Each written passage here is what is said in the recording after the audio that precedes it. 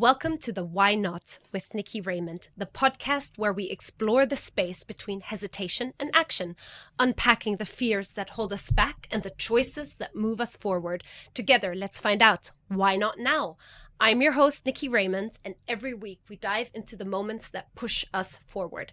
This is a podcast for anyone standing at the crossroad of should I and why not? Today's guest is someone who defied every box she was meant to stay in, from the automotive industry to the golf space. She didn't just ask for a seat at the table, she built her own.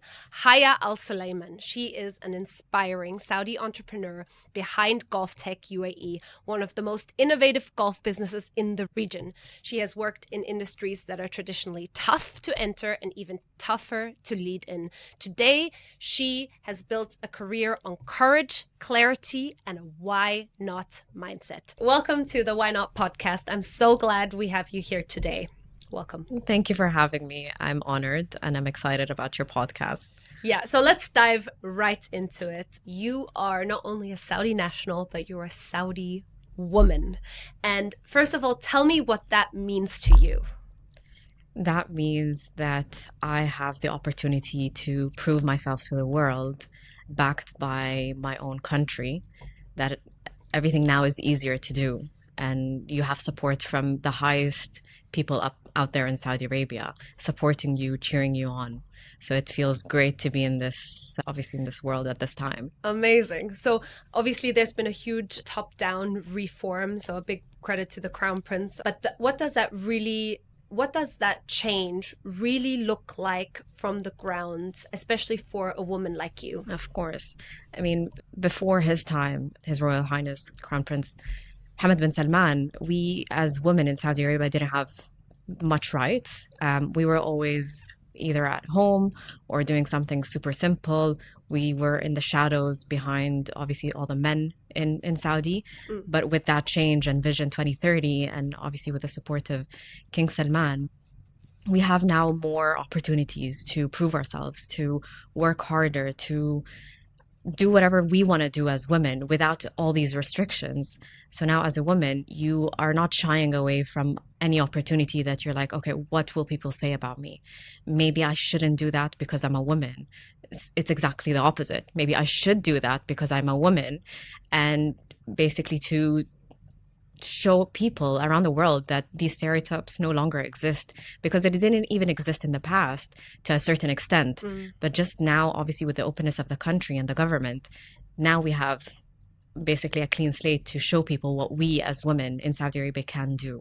I absolutely love that. And I think you're in such an interesting era because, yes, there are stereotypes, and we'll go more into detail of the stereotypes. For sure. But there are these stereotypes, especially in the Western world, where, I mean, like, I came to the UAE 9 years ago and I had friends in Europe be like, well, we can't visit you because we don't know how safe it is. And I was like, what, the safest country in the world? What are you talking about? Exactly. You know? So I think there's so many things. And this is also why this podcast really matters to me, because there's so many things we can talk about and uncover. Exactly. And actually open a little bit of a curtain to the world to be like, hey, you know, for sure, this is what Saudi women do. And that's not what's portrayed in the media. And that's why we're here, obviously, showing everyone that we can do everything and anything we want. So just to go a bit into this, the narrative around Saudi women in business has definitely evolved, but would you say we're just getting started, or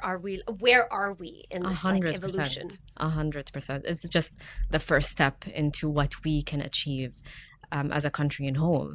I think more females are getting into great positions, high positions, and in all industries you can think of, all around the world, globally as well, which is something that we've never seen before.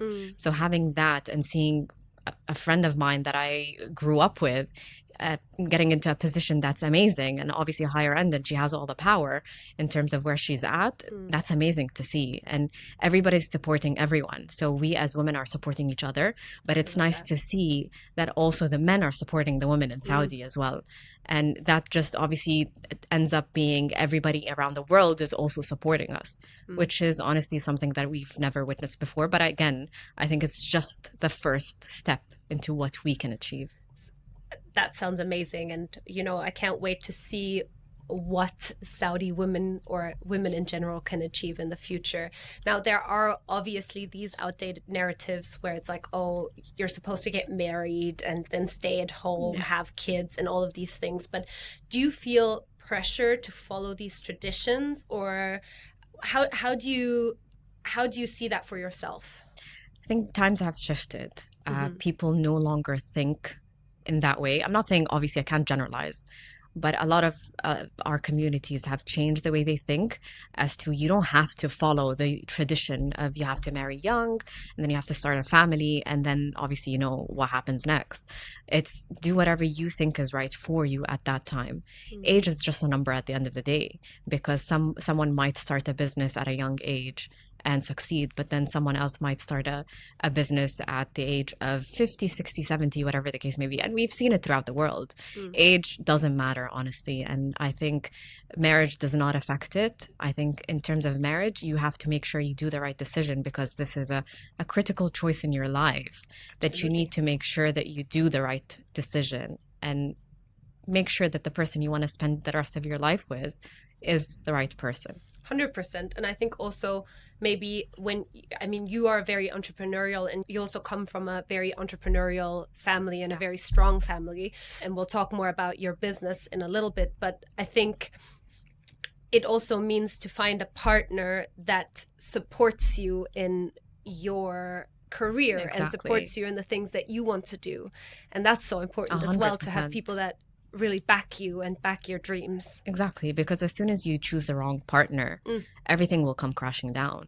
There is no support, and you won't feel like you have the power and like courage to do whatever you want. Because as soon as there's obviously an issue in your life, and with that partner, he'll take you down with him. Absolutely. And being a woman in the workforce is sometimes, unfortunately, I hate to say it, but it's sometimes intimidating for men to be with a woman in such high position.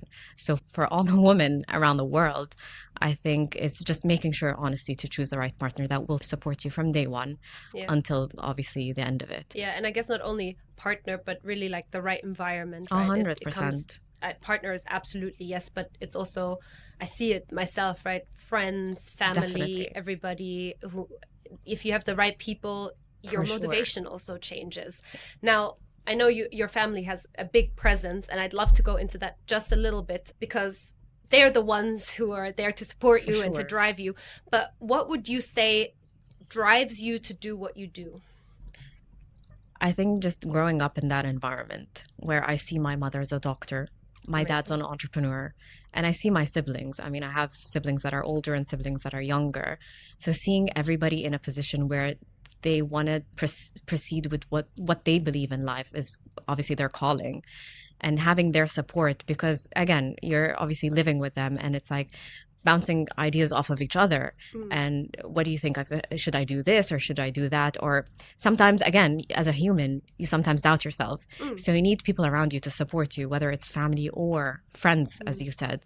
But anyone around you should have the right kind of energy to support you, push you, tell you what they think is right, regardless of whether it's going to hurt you emotionally or not. But as long as it's the right, obviously, advice, that's what you need from people that are close to you. Where do you think your fire comes from? Like your entrepreneurial fire? I think my fire comes from multiple areas. Okay. But I think just seeing how strong my parents are in terms of they've achieved what they wanted to do all their lives. They went for it, whether it made sense at the time or not, they did.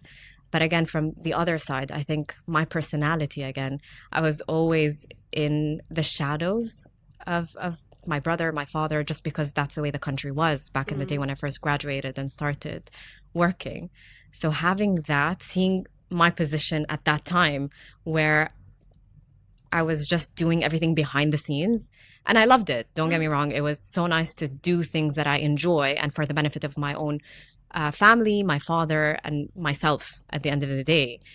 Having that, and then being in a position where I can now, with obviously the support of the government and support of the family, being able to do that on my own, just, I think that's where the fire is, to prove myself to people out there that and not even to people, to prove to myself, first and foremost, that I can achieve what I want to achieve. It's amazing. I feel the same way. I'm like, I want to prove to myself that I can do the things that I set my mind to. And I think from an early age, I think when it's probably started with piano lessons. It's not that I loved the piano, but I didn't want to give up. Yeah. And becoming a lawyer, I just, even though, you know, like now down the line, I want to branch out into a different career, and I want to have my own business and all of these things. Yeah. I never wanted to give up. And I think I kept on proving to myself, oh, I can do this. I'm the one who's achieved this. And it's such a great feeling. Yeah. I think one thing that was always noticed about me, which to kind of think of it, really helped me throughout life and to get to where I am now, is whenever I've faced a challenge, I always tried to find a solution, and I never gave up until I found a solution. Obviously, sometimes there are no solutions, but then at the end of the day, as you have to try. So that's what the people that are close to me always notice about me, that even as simple as how to assemble something, like if everybody gave up, I was the only one who was like literally went through it all to make sure that it is set up and assembled correctly. You're like, if it doesn't work, I will try until I can tell you I've tried every single version of this. Exactly. So I guess that helped. Before we go into the golf business, I'd love to talk a little bit about your journey, your career journey, because you were obviously always in a male-dominated industry. Exactly. So where did your journey start? So graduating university, first of all, getting into university, I always wanted to do something in business because the whole goal was to graduate and help my father in his own business. Just to clarify, automotive industry. Exactly. Okay. So he was one of the really known dealers in Saudi Arabia, the top dealers there, handling multiple brands in Saudi, Bahrain, the south of France, so Cannes. Yep. So just seeing all of that, it just, honestly, I think that's what motivated me to get into the business world. So I graduated in marketing, joined the family business. It was my father and my brother. I was always, again, in that company where we're talking about 200 actually male employees. Wow. And I was the only female back then amongst all these men. And again, you get obviously the comments that you're the boss's daughter, you're just here to pretend you're working. But at the end of the day, I'm here to prove myself for myself to begin with, and to help out my father as much as I can. So being in that industry, again, I love cars and appreciate cars, but I don't understand the mechanics of cars. But you don't have to be knowledgeable about the nitty gritty of the industry you're in as much as you need to understand how to do business. Yeah, for sure. I think also the interesting thing is a lot of the times especially when you work with family, it's almost like you have to prove yourself harder. 100%. Because people are like, oh, you got this job because, mom and dad employed you. But the reality is you will always be first seen as that. So until you really prove yourself, you have to do all of this hard work that nobody actually sees. For sure. To get to a point where people then respect you. Yeah. And I think you've done, we've talked a lot about this, but you've done quite a substantial, like, how do I say this? You've done a lot of hard work, and you've put a lot of hard work into 100%. Actually being the woman that the men come to. Exactly. So unfortunately, when I first joined, no one was willing to teach me. And I would literally walk into boardrooms and meetings. It's like, hello, why didn't anyone tell me that there was a meeting going on? You know what I mean? I'd ask where obviously the manager was, and they're like, oh, they're in a board meeting. Why am I not included? You know what I mean? So I had to literally push through to make sure I'm included, to learn. Obviously, I'm fresh out of college, so I don't know how the business world works.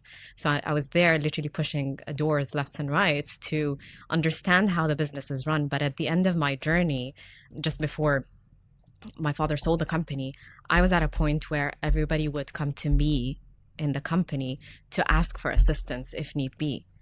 And I'm like, that's exactly what I wanted to prove, is that I'm here to help you guys and not to boss you around or not to pretend that I know things. If I don't know something, I'll tell you.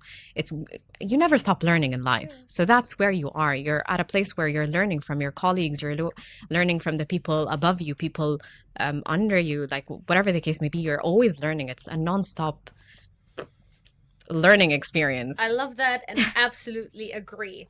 Now, you moved out of the automotive industry and you decided to take a new challenge. Yes. And that challenge is you take on the golf world. Now, you and I obviously have a shared common interest in golf, which is amazing. Yeah. Women in golf. But how did you get into golf? So it started out so we all played tennis at a young age. I love tennis. It was a hobby that we played with the family. Mm-hmm. But I think once I got to a level where I could play with my father, he stopped playing because of an injury. So then he decided to switch sports. And obviously the thing that made sense was golf.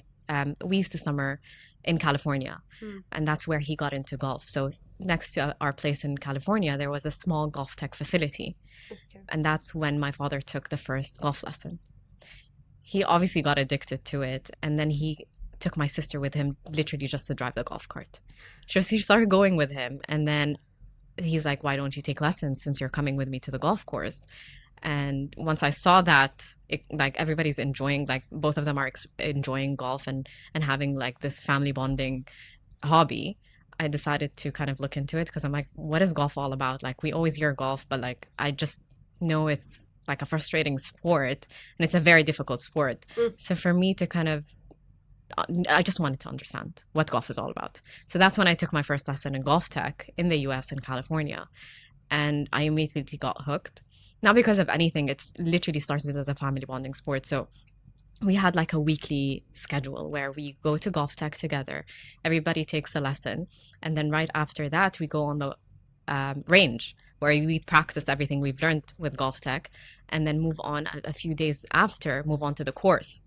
And it wasn't even about the game itself. It was about the whole environment of it. So you're enjoying, obviously, the California weather, the sun, the ocean view. We're talking about like courses on the PCH, which is stunning scenery.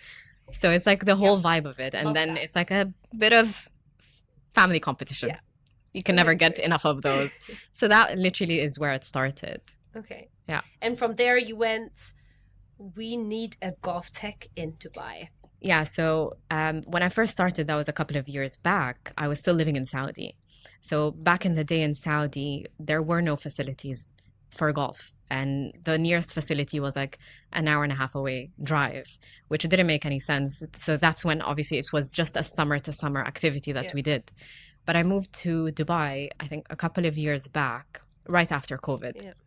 And then at that point, I was trying to figure out what I wanted to do in life in terms of, do I want to start my own thing? Do I want to get a job somewhere? And at the same time, I was looking for a facility that had the same type of teaching. So that same, obviously, softwares that they use because it made sense for me. Couldn't find anything to that level.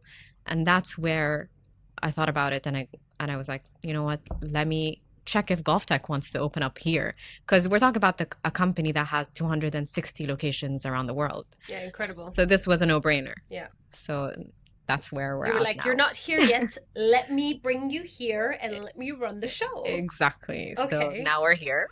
So how was that for you? How was it acquiring a franchise? It was very overwhelming. Yeah. But I had the support of obviously all my loved ones, and just pushing through. How long did it take? It took around from the first email sent to the signing, I think it took around almost 2 years. You didn't give up, huh? No. We're back to not giving up. Exactly. Why not push through? Why That's not? maybe the episode we're going for. Why not? Exactly. Always go through everything, all the stepping stones to reach where you want to be. So when people found out that the owner of GolfTec was a Saudi woman, what was their reaction? Good question. You have reactions on both ends. You have reactions where it's like, oh my God, it's amazing to finally see a woman who is in an industry where it's male dominated. And then from the other hand, you had people who commented as to what is a woman doing in a male dominated industry? Like what does a woman know about golf? Why is she here? Exactly. Yeah. So that's what I faced. Okay. I mean, I think that's probably many industries, but it's very interesting because you do pick male dominated industries, and you're like, I am going to be very successful here, and rightfully so. Like, hey, you're doing an amazing job and the facility is fantastic. Let's go a little bit into what GolfTec actually is, because when I stepped foot in the facility, I thought it was amazing. I think the first time I walked into GolfTec, I had a little thing where I started slicing the ball, which isn't amazing. If you're a golfer, you know exactly what I mean. But I wasn't rotating my hip. Yeah. And I think your technology makes it so easy not only for the coach to see what's wrong, but also for you to see what's wrong. Exactly. So that was like my biggest thing, was like, oh, wow, this is really cool. So can you tell us a little bit about the brand? Yes, of course. So GolfTec is a brand, or is a company that started around 1995. So they've obviously grown their business from then to now, 260 locations around the world. So you're talking about a company that actually knows what they're doing. I've seen their advancement throughout the years, and that's what I liked about the company. Every year I went back to California for my lessons, there was something new. There was something that simplified the understanding of learning how to play golf, and they're always ahead of the game. And that's what hooked me into it. I'm a visual learner myself, and having that live video of yourself during the session, and it literally, as soon as you take a swing, records your swing, and then in a few seconds analyzes your swing right then and there with the technology, not even with the coach doing anything, like on spot. And then the coach is there to kind of guide you through it. That's what made it easier for me to understand how to play the sport. And just having, they call it OptiMotion. So their software is OptiMotion. And that's where you have all the data collected from around 150 tour players around the world, where they've taken all their data, put it into the system. And that's where you can literally see, obviously, your swing in comparison to their swing. So it's all visual understanding of what you're actually doing to what you're supposed to be doing. So the coach will guide you through it, but it's because you know more than anyone. The coach will tell you to do something and you feel like you're doing it, and your body's telling you that you're doing it. But as soon as you take a video of yourself and rewatch it, you know, countless videos, yes. Exactly. You know you're not doing it, but it's like feel versus real. Yeah. And it's a very wide gap as to, am I doing what I'm supposed to be doing? Yeah, for sure. I mean, it's a really interesting one, because for me, when I change something, I do always feel like, oh, I've got this now. And then I look at the video and I'm like, thought I got this. Never mind, let's try again. But it's also about practice and just keeping going and always having something to check into. So it's like the mixture of going to a training facility with a coach and like a camera and like a full tech setup, then doing like outdoor lessons, going on the course. I think there's so much that to progress in golf. I think there are so many things you can do. Yeah. But if you can, and if you have the opportunity to go to a facility like GolfTec, it's just amazing also. It's just a faster way of learning. So all the technology is just to help you learn faster and understand it better. I mean, an exciting fact is 26% of lessons worldwide are given by a GolfTec center, which is insane. Wow. Exactly. So that's a really high number. 26%. Exactly. I did not know that. I did not see that coming either. Yeah. Now, going into a bit of the operational side of your business, what does your everyday look like as a business owner? So I'm in the office 5 days a week. I manage a team of amazing staff. But I think, honestly, the most difficult part is finding the right people. Yeah. But I manage, obviously, the facility day to day, which involves making sure the staff, everybody is doing their job right. The processes and procedures are followed correctly, because it's a franchise. So you need to make sure that you're following the brand guidelines as well. So you don't necessarily have a free hand, although they're very understanding and understand that this market is completely different than any of the other markets. But it's just making sure that the brand is portrayed right, the lessons are given right. And it's about having the right coaches in place as well to make sure the lessons are enjoyable, are informative. They're really helping the golfers become better players, or the non-golfers becoming golfers. Yeah. So it's just managing day to day, and obviously trying to partner up with the right people, trying to make make it easier for people to get into the sport.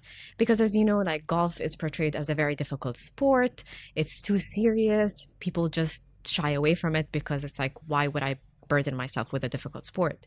But at the end of the day, you know more than anyone that I personally don't take this professionally at all. So I enjoy it as a family bonding sport. Thankfully, I've made a lot of friends, and female friends in specific, that play golf, where in the past it was always male friends or male cousins or just my father. But now more females are getting into the sport, which is something that we've always talked about. We need more females to get into golf, to appreciate the game and just grow the game. So what's your sort of initiative to get more women into the sport? Because I am a really big advocate for women playing sport, or especially golf. Yeah. And the reason is because for me, it's been such a big thing about networking, right? So for me, being on the golf course, being around the sport means business. Exactly. So it's yes, it started as a family sport as well. My family's in the sports, in the golf industry. But for me now, it's really networking, getting to know people, meeting people on a different level than you could do otherwise. So what's your initiative, or what's your, can you say charter, to bring women into the sport? Of course. I mean, there are a lot of initiatives that I'm working on with a lot of partners, which is amazing to see people following the same footsteps and working together with those people to kind of make it easier for females to get into it. So I partner up with a female group to make sure that we support them as much as we can in terms of lessons, in terms of tournaments and all that. But at the end of the day, I do a lot of open days where females can come into GolfTec, and just, it's part social, part golf. So it's not overwhelming. It's not scary at the end of the day. So these initiatives, but I think my end goal is to assist the first Saudi female to turn pro and present and represent the country globally. I love that. So would you say, I understand that GolfTec has its facility in Dubai, but what's the expansion idea, or is there a thought behind what's next for GolfTec in the UAE or 100%. In the GCC region? Yeah, my goal is not just to open one facility and call it that and just stay at that. My goal is to open as many facilities in the UAE as it takes. I plan to open up in Abu Dhabi when the timing is right, and expand more within Dubai as well. But aside from the UAE, I do plan to open up in Saudi Arabia, because at the end of the day, I want to service my country. I want more Saudi females to get into the sport. I want to facilitate the ease of getting into golf in Saudi Arabia, because with everything that the country is doing in terms of golf, you've seen in the past few years what happened, golf being nothing to where it is now. And I think with obviously the Ministry of Sports, Prince Abdulaziz bin Turki has been amazing in promoting and pushing in every single sport, not just golf. But I think for golf, it's even extra, because obviously Golf Saudi is just focused on developing the sports left and right. So it's amazing. Amazing. I mean, I've only been to Saudi twice. I've done Riyadh. I've seen the Riyadh Golf Club. Amazing. Super. Actually, very, very nice. I was really impressed when I saw it.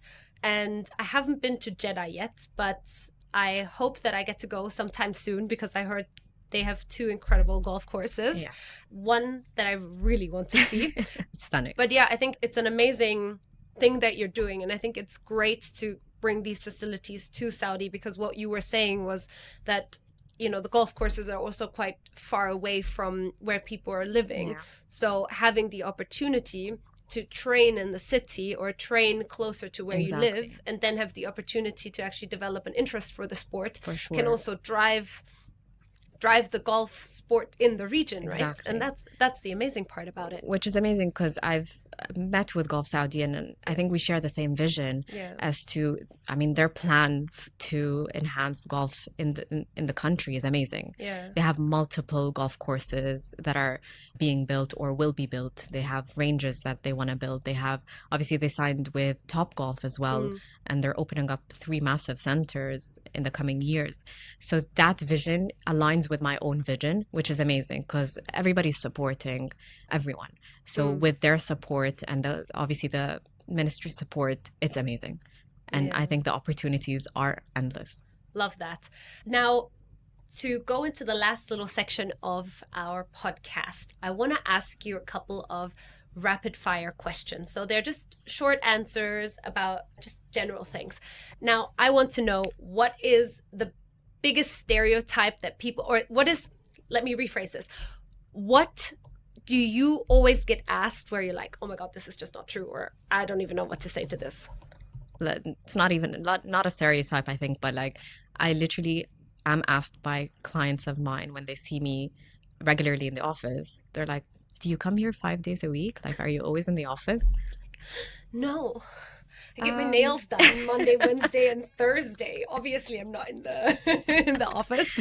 Exactly, but that's the frustrating part, because why do you think, because I'm a woman and because of obviously my background or whatever the case may be, why wouldn't I work? I work because I want to work and I enjoy working. It doesn't have to be linked to anything else, which is just frustrating. And to run a business, you kind of have to be there because otherwise it doesn't run, right? Exactly. You want your business to succeed as much as you can. So you also have to put in the effort. No one cares about your business more than you do. And I've seen that through all my life. Like, you've seen businesses succeed in the beginning, but then end up failing because the owners have expanded too much. And then they kind of take a step back because they let people kind of take control.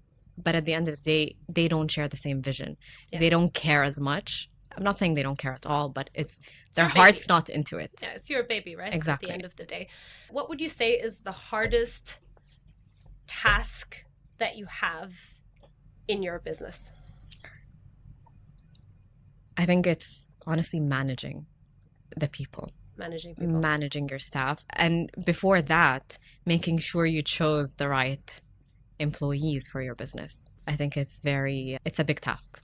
Yeah, of course. And I think going back to GolfTec, you are a people business, right? You're providing a service. You're doing something that you want people to continuously come back to. Exactly. What do people come back to is, yes, the tech is cool, the facility, the location, that makes sense. But the reality is, we come back for the people, right? 100%. Golf is, especially, it's a service industry. It's a service industry, and it's a sport. So you want to enjoy your time. But that's the challenge, is choosing the person with the right character and that is knowledgeable to do what they're supposed to do. So it's like it's tough, but I think at this stage, I think I have the right people in place, and it's been great. What is the best advice you've ever acted on? I think the best advice was to always try, even if you fail, get back on there and do it again and again and again until you succeed, until you find your calling. And you're the one who embodies this totally. You're like, nope, 2 years waiting for the franchise. I am still continuing. Exactly. Assembling an automotive piece, I will do it. I love that. Because with failures, it's always a learning lesson. Yeah. So that's what you gain out of obviously doing something that doesn't succeed, is you take your learnings and put it into the next project. Because we are on the Why Not podcast, what is your ultimate why not moment? Whenever you feel like you want to do something, always think of why not. I love that. Simply it. Start a podcast. Why not? Exactly. So always go for it. Yeah. And whatever happens, happens at the end of the day, as long as it's following your goals. I truly believe that, because I think often people always think about the what if situation. So it's like, what if it fails? What if somebody laughs at me? What if somebody writes a hateful comment? What if nobody sees what I post? The reality is, if you don't try, you don't succeed. 100%. If you try and you don't succeed, change it or try again. Exactly. I don't know. Like, I mean, I've run a social media page for 2 years and I thought I'm going to have like 1 million followers by now. I don't, but it just means that we're getting there. I'm not there yet. Slowly but surely. But the reality is, you have to try. And why not try? Why 100%. not? Like, the people who judge you really don't matter. And Definitely the not. people who support you are the ones that you really have to care about. Exactly. And there are people who need it. There are people who listen to this and might get inspired to be like, why don't I do something? Why even, you know, 100%. it doesn't have to, you don't even have to relate to the situation or the position you're in, but the reality is you might be inspired. Exactly. And I think this is why we're here, to inspire, to be like, why not start your own thing? Why not start a little coffee shop somewhere, or do For something sure. online, or do an online business, or, you know, It's use all a learning the curve. tools that you have It's to. all a learning curve to get to where you want to be. And I follow Absolutely. the quote that says, try and fail, but never fail to try. That sounds amazing. Now, before we end, because I'm just genuinely curious, what is one of the craziest stories you have about being a Saudi woman where you're like, oh my God, I can't believe this is like something that I've gone through and now I'm here? I think it's the full journey for me. It's running GolfTec as a brand, and then acquiring another thing, which is the distributorship of Skytrack. And I meet people and I talk about obviously my experience and what I have, and they're like, we're so amazed by obviously a woman, and specifically Saudi woman, that is running the show and has this much ambition. And again, it's, of course, you get into it. It's the first time we meet women, and you're very open about what you do. You're not super conservative in terms of you're not fully covered, which is, again, a stereotype because people think Saudi women are fully covered from head to toe. But you've been to Saudi. Yes. You've seen how obviously the hospitality is in Saudi. Amazing. And that's a big thing in our culture. Yeah. But again, everybody's nice to everyone, which is what I love about my own country. And I think just having that and showing people that we can do everything we want to do. Like if we put our minds to it, we can achieve it. That's amazing. I do have a little bit of a, I have to say this because I do think this is very interesting. People in Saudi are very, very, very friendly and very helpful. Exactly. And I was really impressed by that, because when I went the first time, I was like, I have actually no idea what to expect.